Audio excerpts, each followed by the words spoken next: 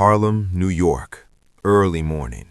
The streets were still quiet, wrapped in that soft gray light that comes before the city fully wakes. Store shutters were half closed, delivery trucks hummed in the distance, and the smell of bread from a nearby bakery drifted through the air. Eliza Johnson walked carefully along the sidewalk, her purse held close to her chest.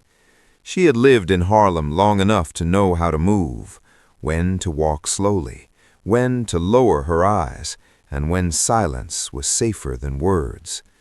Eliza was not a loud woman. She was not a confrontational woman. She was a mother, a woman who had raised her son alone after hardship carved deep lines into her hands, a woman whose strength was quiet but unbreakable. Her son, Ellsworth, whom the neighborhood had started calling Bumpy, had grown into a man faster than she ever wanted, too fast, too aware, too angry at a world that seemed determined to remind him he didn't belong. That morning, Eliza was on her way to work. She cleaned offices downtown, long hours, little pay, no complaints. She believed in dignity. She believed in doing right, even when the world didn't return the favor. She didn't know that in a matter of minutes, history, personal and public, would shift. The officer. The police officer was young.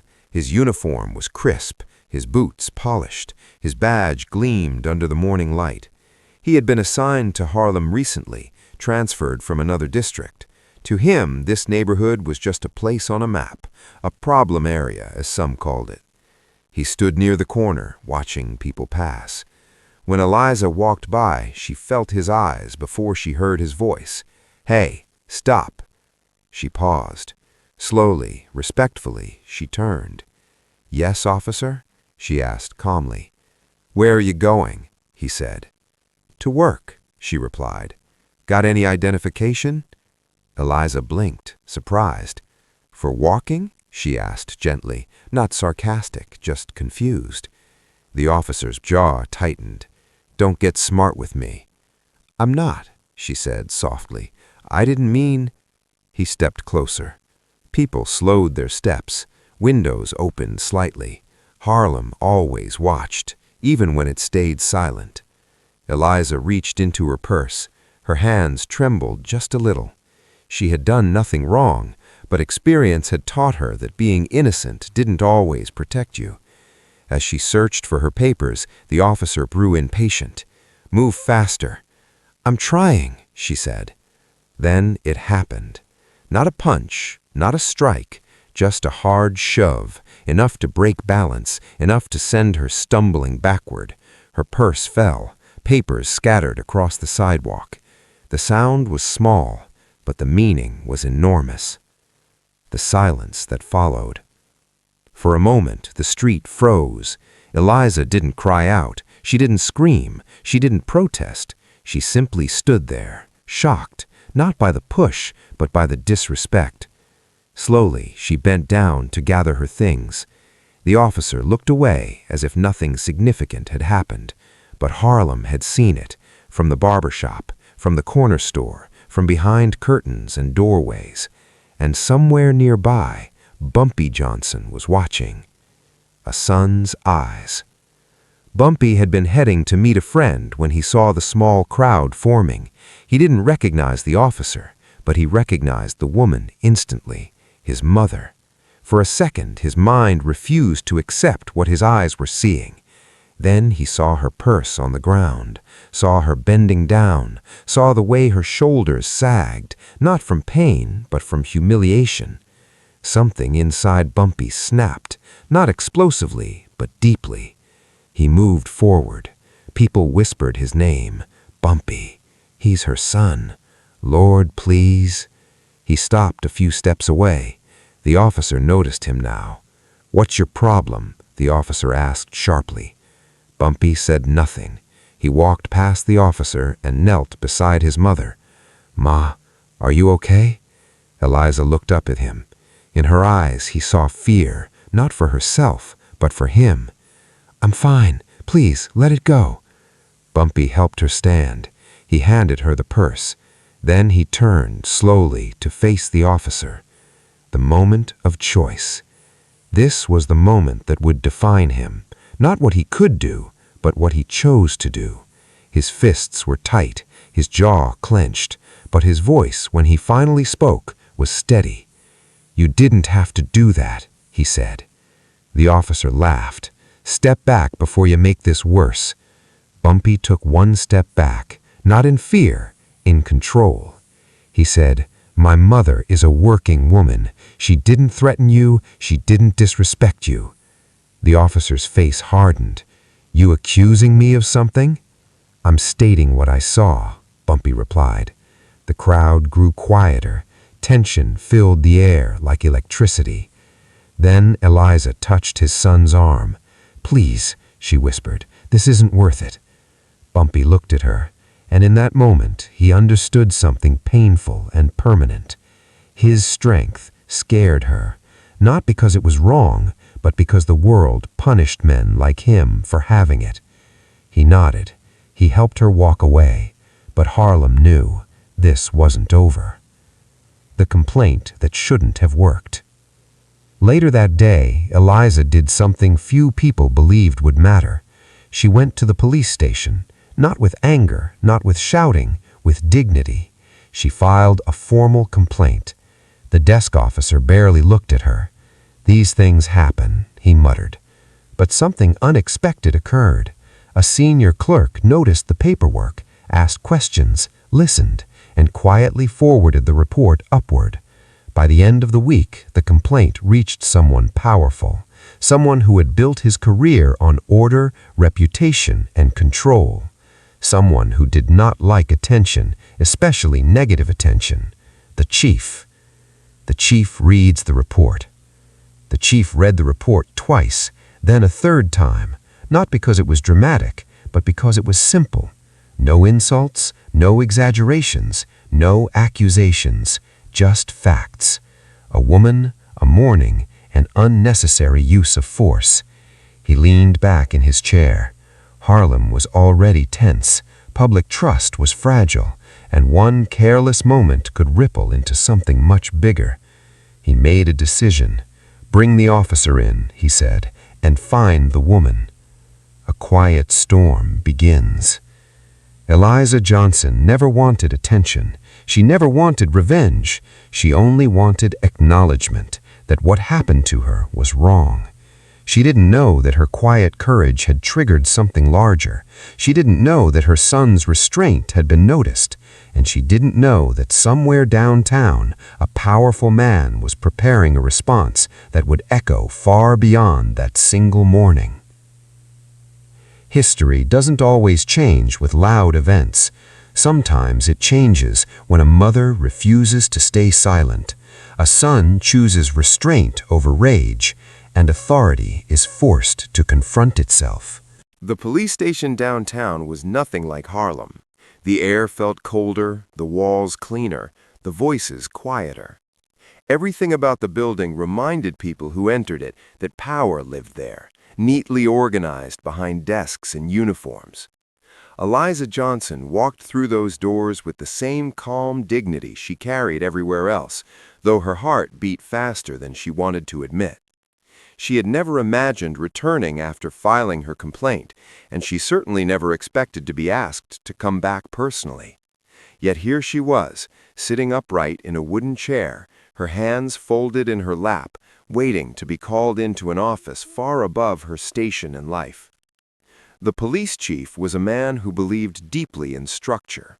His career had been built on discipline, public trust, and the idea that order was the thin line holding society together. He had seen riots, scandals, and careers destroyed by moments of carelessness. When Eliza Johnson's report crossed his desk, it was not the shove itself that concerned him most, but what it represented. Harlem was watching. The community had long memories, and incidents like this were never isolated. They lingered, whispered from one person to another, turning into resentment that could last generations. He understood that authority, when unchecked, did not strengthen order, it poisoned it. When Eliza was finally invited into his office, she stood slowly and walked forward without fear. She did not bow her head, nor did she raise her voice. The chief noticed this immediately. Many people entered his office defensive, angry, or desperate. Eliza was none of those things. She was composed, respectful, and painfully sincere. As she spoke, she did not accuse or exaggerate. She simply explained what had happened, how she had been pushed without cause, and how the moment had left her shaken, not just physically, but emotionally. She spoke of dignity, of being a working woman who had tried her whole life to teach her son respect for authority, even when authority did not always return that respect. The chief listened without interruption. He watched her face carefully, not for signs of deception, but for signs of truth. What he saw was not bitterness, but disappointment. That disturbed him far more than anger ever could. When she finished speaking, the room fell silent. He thanked her, formally and sincerely, and assured her that the matter would be handled. Eliza nodded, stood, and left without asking for punishment or apology. She believed that saying what needed to be said was enough. She did not realize that her restraint had made her impossible to ignore. Meanwhile, in Harlem, word spread quickly that the complaint had reached the highest level. People spoke in low voices at barber shops and corner stores, not daring to hope too much. Harlem had seen promises before, seen investigations quietly disappear, seen authority protect itself. Bumpy Johnson heard the whispers as he walked the streets, his expression unreadable. He said little, but inside him something was shifting. He had grown up learning that strength often meant survival, yet his mother had shown him another kind of strength entirely, one that did not rely on fists or fear, but on standing firm without surrendering humanity. The officer involved was called in the same afternoon. He entered the chief's office with confidence, assuming this was routine. By the time he left, that confidence was gone. The chief did not raise his voice. He did not threaten. He simply laid out the facts, the witnesses, and the implications. He spoke of responsibility, of the weight carried by those who wore the uniform, and of how a single act of disrespect could undo years of work. The officer attempted to justify himself, to explain stress and assumptions, but the explanations fell flat. Authority, the chief reminded him, was not a license, it was a test. What followed was not public, but it was decisive. The officer was removed from active duty in Harlem and placed under disciplinary review. More importantly, the chief issued internal directives emphasizing restraint, accountability, and community engagement. To the public, it seemed like a small administrative change. To Harlem, it was something far greater. It was acknowledgement. It was proof, rare and fragile, that voices like Eliza Johnson's could reach places they were never meant to reach. Bumpy watched his mother closely in the days that followed.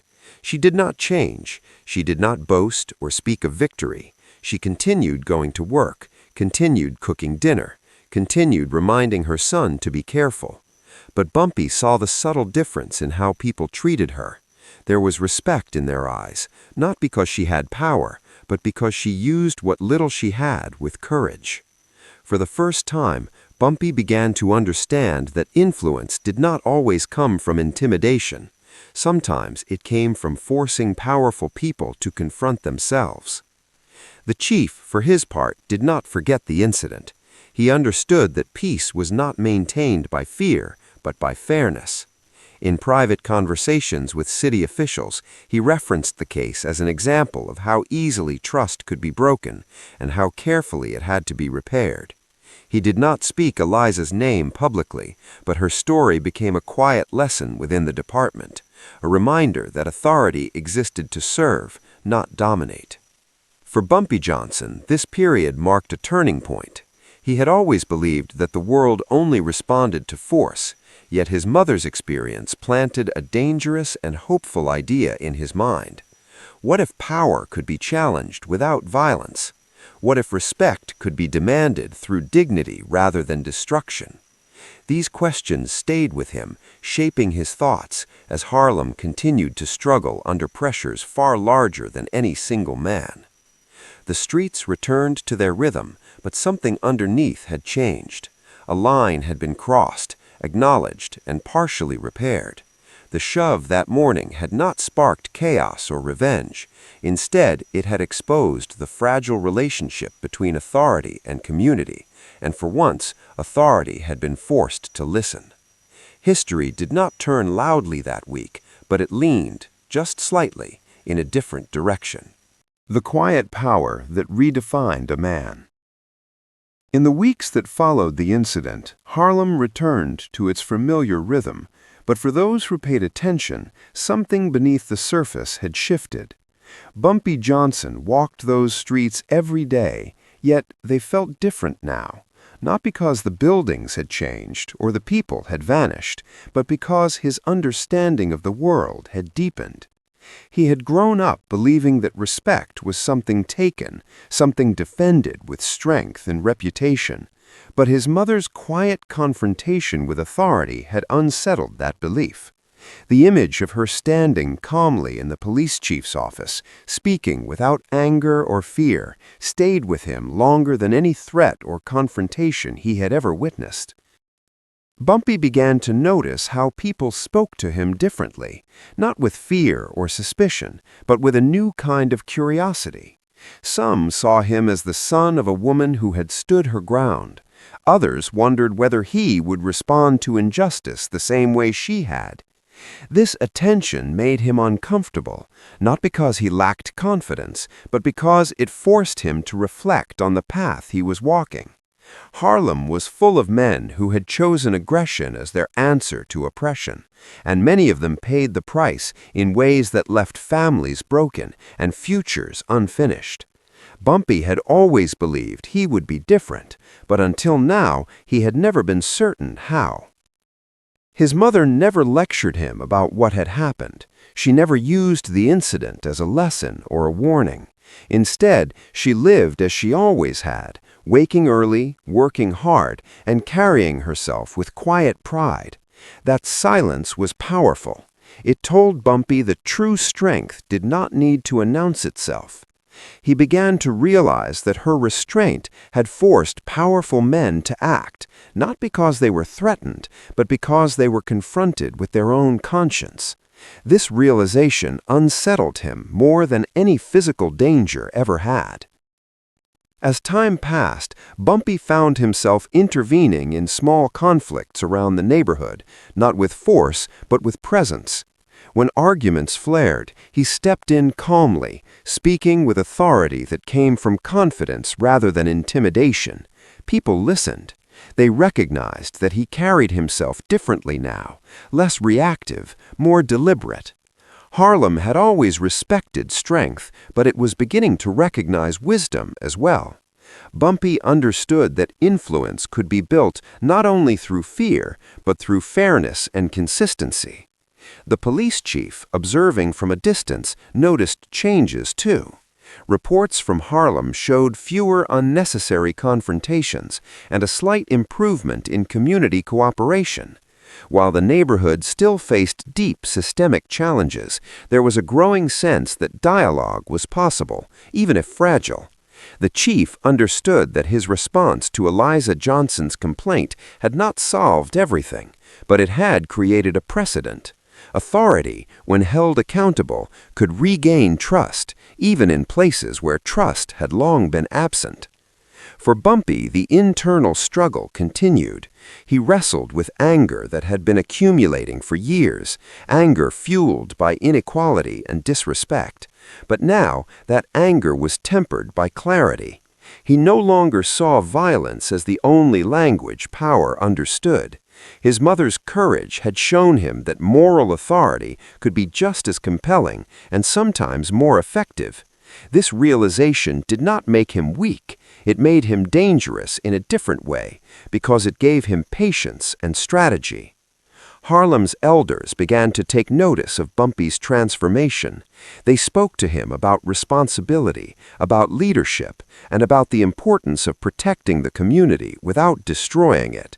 Bumpy listened, absorbing their words with a seriousness that surprised even himself. He understood that his actions now carried weight beyond his own life.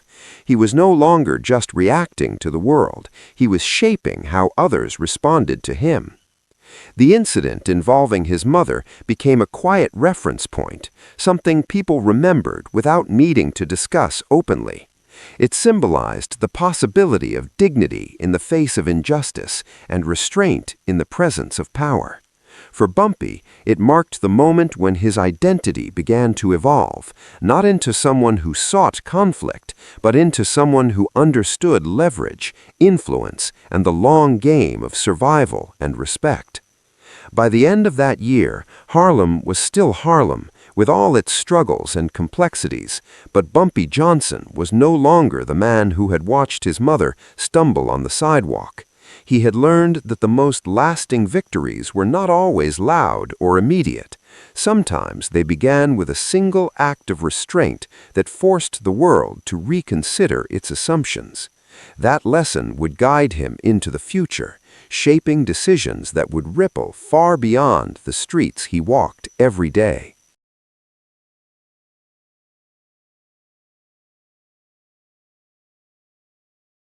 When dignity outlived authority. Time has a way of revealing the true weight of moments that once seemed small. The morning when Eliza Johnson was pushed on a Harlem sidewalk did not make newspaper headlines, nor did it spark public demonstrations or loud outrage. Yet its influence quietly expanded, settling into the consciousness of everyone it touched. For Bumpy Johnson, that moment became a compass, guiding him through choices that would define not only his reputation, but his responsibility to the people around him. He had learned that power, when exercised without wisdom, burned quickly and left nothing behind. But power grounded in restraint could endure and shape outcomes long after emotions faded. As Bumpy grew into his role within Harlem, he carried his mother's lesson with him in every interaction. He understood that respect imposed by fear was fragile, easily broken when circumstances changed, but respect earned through fairness had roots. People began to seek his counsel not because they feared him, but because they trusted his judgment. He listened more than he spoke, weighed consequences carefully, and intervened only when necessary. This approach did not make his path easier, but it made it meaningful. Harlem, a community accustomed to reacting defensively to authority, started to see in Bumpy a reflection of the dignity Eliza Johnson had embodied that day. Eliza herself never spoke of legacy, yet she lived it daily. She continued her work, her routines unchanged, her values intact. To her, the incident was not about recognition or victory, but about self-respect. She believed deeply that how one responded to injustice mattered as much as the injustice itself.